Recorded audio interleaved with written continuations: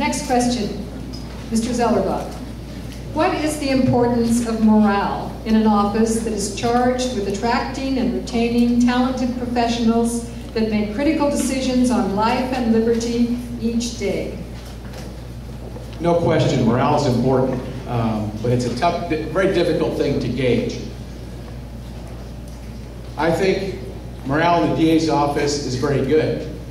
You look at the prosecutors, they love their jobs, they love the work that they do it very well and effectively. We provide them with the resources and the training to do their jobs very well, and they're very successful in court. You know, over the past 3.5 years, 39 prosecutors have left the DA's office. During the previous leadership, 89 prosecutors left the DA's office. So again, my job is to lead. And when you have an office of over 700 employees, unfortunately you have to make tough decisions, especially with these economic times. You have to cut budgets and be leaner and meaner. And that makes it difficult, even more challenging with the decisions you have to make. But you can't please everybody. We try and do as much as we can, but you're responsible to the community, the citizens of this county. Thank you. Mr. Hester. Thank you. You know, the morale in the district attorney's office has never been worse. And it's not because of budget cuts. It's because of a lack of leadership from the district attorney. That's the truth of it. And you know, it's not just the DAs, it's not just the attorneys. You know, 205-7 of the attorneys voted against the incumbent, but 85 out of 100 investigators voted against the incumbent, and we have victim advocates and clerical staff. It's across the board. They want him out. Now, what does it tell you when a leader doesn't have anyone follow him?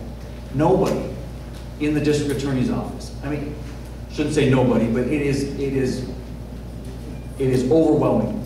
And so morale is important because we have to function. And it's not about keeping people happy. It's about keeping people inspired. It's about keeping people on task towards their mission and giving them a vision of what the future can look like and making them feel like they're part of something bigger than themselves. That is what law enforcement is all about. Thank you. Mr. Zellerbach?